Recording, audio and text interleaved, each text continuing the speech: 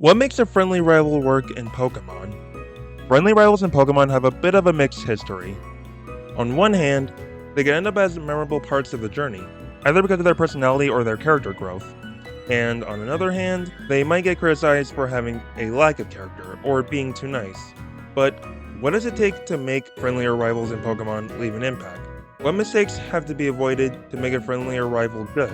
Well, sit back, relax, and let's start with the first of our four rivals here. Friendly rivals can work for Pokemon when the rivalry plays a role in their character growth.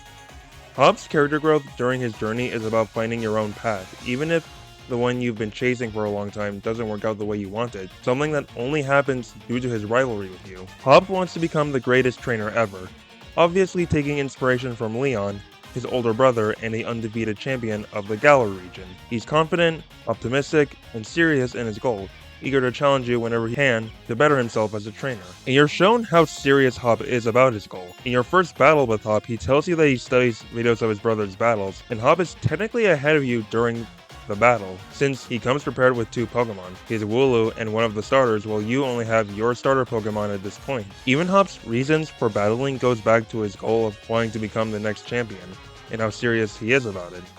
Hop tells you himself that his battles with you is him taking the chance to strengthen his Pokemon and his own skills as a trainer, with the hopes that it'll bring him closer to his goal of becoming champion and making a name for himself. While Hop is serious and passionate about his goals and accomplishing them, it doesn't take long for reality to land a critical hit on him. At some point, you and Hop run into a snobbish brat called Bede, who challenges Hop to a battle and ends up losing badly to him. But what Bede tells Hop afterwards shows how much losing starts getting to him. Bede tells Hop that his weakness as a trainer is damaging Leon's reputation and making him look weak as a result. Bede only says this because he was endorsed by Chairman Rose, and part of his motivation for taking the gym challenge is that he cares about representing the chairman. But as a result, this causes Hop to doubt and question his motivation for taking on the gym challenge by making him worry more about representing Leon due to sharing a connection to him instead of focusing on his own reason for collecting the gym badges. Also affects how he battles you. His method of becoming stronger at this point involves switching his team around a lot, which is interesting gameplay-wise, but also shows that his doubts are affecting his trust in the Pokemon he's spent time battling and bonding with, including his Wooloo. But this helps Hop reflect on what it is that he really wants. After his loss on the Stoneside Bridge, Hop realizes that even if he's progressing as a trainer at a slower pace than you or Leon, that doesn't mean he's not improving and getting stronger at all, and tells you what he truly wants deep down isn't just to become a champion like Leon, but he wants to surpass him. He wants to be known as the trainer who beat the unbeatable champion. This helps him regain his motivation to keep going, but when it's finally time to take each other on and decide who it is that'll get to battle Leon for the title of champion, Hop's goal of surpassing his brother ends up vanishing right in front of him. And after you become champion, Hop starts feeling lost on what to do.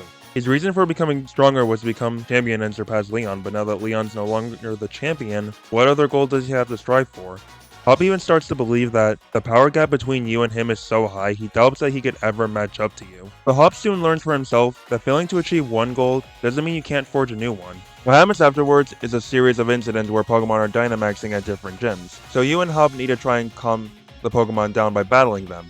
But Hop sometimes gets praised for how reliable of a trainer he is afterwards, after helping out with the situation. Following is another event where Galar's legendary Pokemon, Zacian and Zamazenta, end up rampaging in relation to the incidents. After you and Hop help calm them down, are both recognized as worthy trainers for them.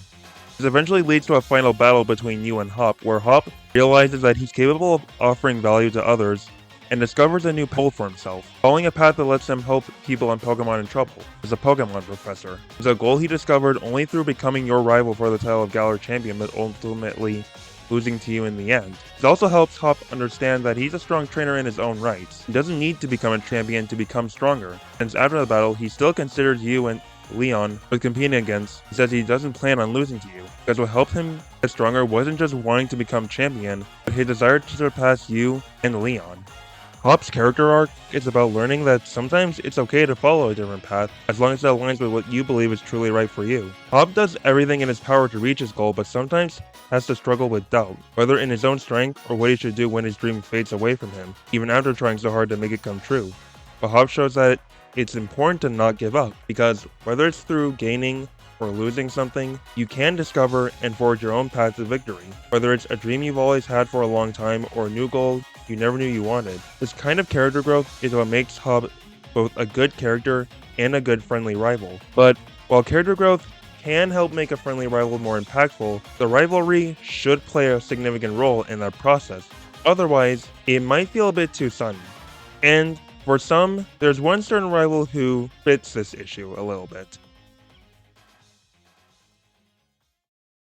Wally's far from a bad character. If anything, he's great for his own reasons. But as a good friendly rival, he's mostly okay, at least to some people. Though this mostly applies to the original games, which has to do with how the rivalry impacts his character growth, which is to say, it kinda doesn't. Wally's supposed to be one of the Hoenn rivals, but his character growth pretty much just happens off screen. When you first meet Wally, he's a pretty shy kid but wants to become a Pokemon trainer.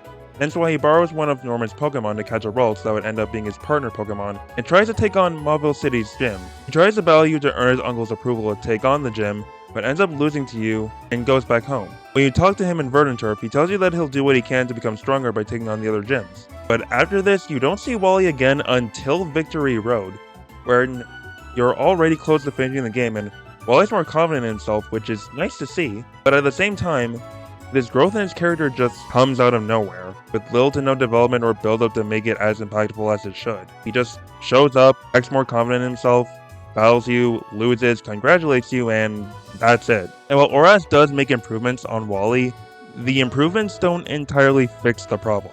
He has a few dialogue changes to put more emphasis on his shyness, and the dialogue changes from his moment where he challenges you in Victory Road is much better, where it's treated more like this big climactic moment, which is great. But even with the improvements, both Emerald and Oras still have the same problem, where neither do much to give this moment the proper time or build-up it needs. From Mauville to Victory Road, there's no competition happening between you and Wally impacting his character growth, nothing that shows the changes in growth he goes through to reach this point.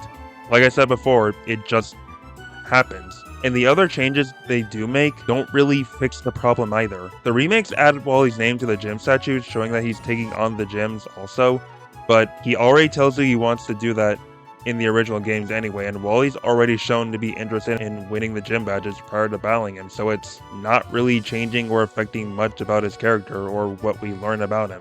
Oras could have been used to flesh him out more as a rival and give his character growth more development, having us battle him, then showing us how he's learning to become a better, more confident person and a stronger trainer. Instead, we get a singular extra scene where Wally makes us promise to have another battle with him, which isn't really affecting much about his character, and you'd think that would mean we might have more battles with him, but no, it's still just the 2 battles. And to be honest, with Oras, there's no excuse for this.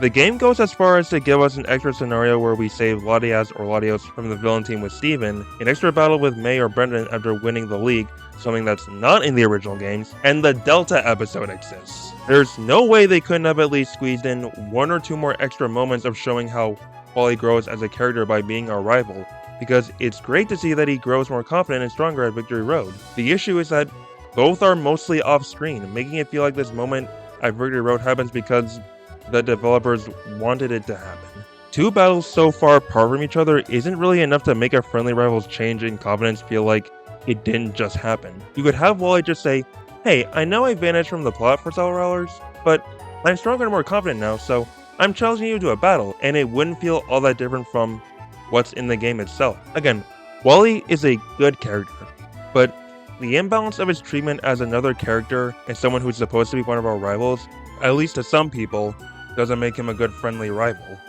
Wally's character growth as our friendly rival is a great idea on paper, but not showing enough of how that growth is reached can lead to the change feeling too sudden and just happening. I know that's probably an unpopular take, so please, do let me know in the comments what you think of Wally. But while character growth can lead to having a good friendly rival, it's not the end-all be-all. Sometimes relatability, personality, or just being a fun, likable character can also make a difference, and our next friendly rival is a great example of this.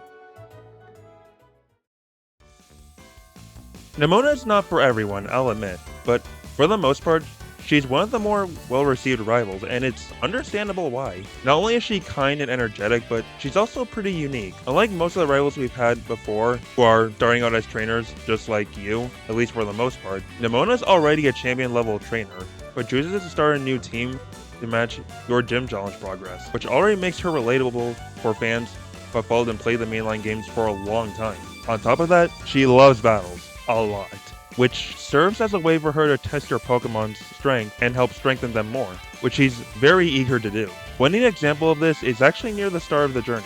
The entrance to Mesagoza is where you have your second battle with Nemona. The first time you battle her, she's just using only one of the Paldea stars to keep things even, but here, she adds something new to make things a little tougher, unless you're using a ground type. To test the strength you've gained by fighting the other trainers on your way to Mesagoza, she uses Terrestrialization to power up her Palmy, while you have to fight her without a Terra Orb of your own. It's an interesting way of showing that while Nemona is keeping things even with you, she's serious about testing your progress as a trainer and helping you improve, incorporating a few tougher elements.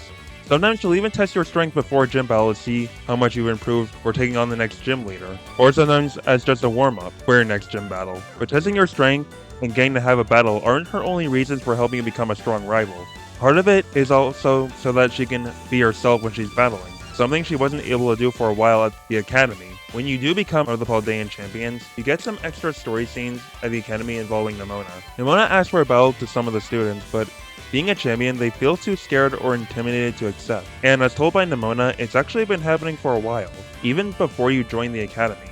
Other students would tell her that she became a champion just because she was gifted or had a lucky upbringing, which made her feel isolated and made her hold back when having battles with her other friends.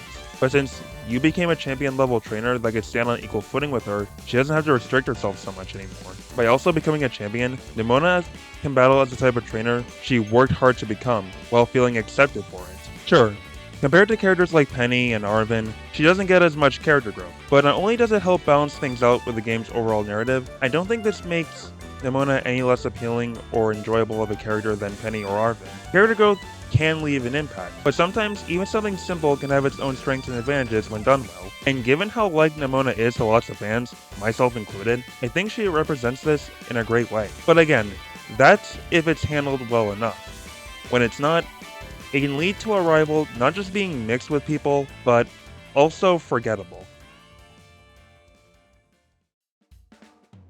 I wouldn't blame you at all if you forgot Trace exists as a rival. Trace's problem is that he's too nice. And by that, I don't mean he has to be a jackass like Blue, Silver, or Bede. I mean that being nice is all there is to his character. His issue isn't a matter of being likable, but one of not being interesting or standing out in any way at all. In every scene he appears in, there's little to nothing adding to his personality beyond being nice. Something you could say about literally any other friendly rival in the franchise, except they still have more going for their personality. Friendly rivals like Hop, Wally, and Nemona are nice, but they have more to their personality and overall character beyond just being nice. Whether it's something like Hop's confidence, Wally's shyness, or Nemona's love of Pokemon battles, they all have some type of extra flavor that spices up their character. And then there's his battles with you. They all feel like they happen just because the game wants them to happen. Well, except for one that has him freaking out over seeing Bill Fuse within a Reno and he starts a battle with you out of shock. Okay then. But even if there are some battles where he wants to test your strength or his, Trace hardly, if ever, generates a feeling of competition, which can really make or break a friendly rival. Because even when Trace says he wants to test his strength or yours, his one-note nice guy personality just doesn't do enough to produce that type of energy. So it feels no different from having us battle him as our rival just for the sake of tradition. Besides Hop and Nemona having more of their personality than just being nice, when they battle you, a test of strength isn't all there is to it. Whether it's shown early or later, the reasons for the test of strength is what helps generate that feeling of competition. Because even if they win or lose, to them, every battle they have with you is another small step in reaching their overall goal, whether it's becoming the next champion or helping their friend become the perfect rival for them. Sure, Trace wants to become champion, but it's such a hardly referenced part of their goal throughout the story to the point where it doesn't feel all that relevant to your battles with Trace. If anything, it makes it all feel like he wants to become champion just because the title sounds cool, I guess? The only other time there's some characterization with Trace is before you take on the Kanto League, where he says he's always felt like he had to be the one to help take care of you, which Let's Go gives a few hints on, which is fine on paper, but it has so little to do with anything. Not much in the story or the characters would change if you got rid of this character trait. Sure, moments like deciding to take care of Pokemon Tower's Cubone is cool, but that's all it is, a cool moment. If anything, it's probably one of the only few memorable things about Trace. Because when it comes to Trace's overall character, with a one-note lacking personality, no clear reason for his own goal, and an irrelevant character trait, it's not all that surprising that he's one of the more forgettable rivals. Not even just as a friendly one, but in general.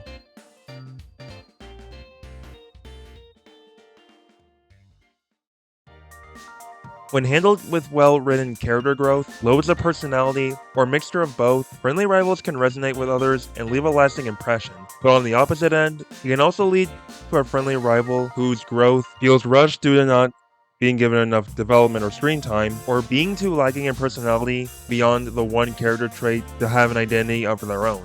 With enough thought and care, friendly rivals can work as a memorable, impactful part of a Pokemon story. Though, do let me know what friendly rivals in Pokemon you like and why. If you like video essays on Pokemon or Nintendo games in general, and want to see more, please, do leave a like to help this video reach other fans, and subscribe to stay updated on when more will come. But with all that said, thank you so much for watching all the way through, and I hope I'll see you again next time. Take care, everyone.